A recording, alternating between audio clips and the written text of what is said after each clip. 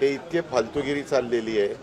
या संदर्भामध्ये कारण नसताना त्याच्याबद्दल मी आणि एकनाथरावांनी आज ठरवलं, मी एकनाथराव आणि मुख्यमंत्र्यांनी, की इथून पुढं किती घाई गडबड असली तर 2-2 मिनटं का होईना मी आणि एकनाथरावांनी बोलायचं ठरवलेलं आहे.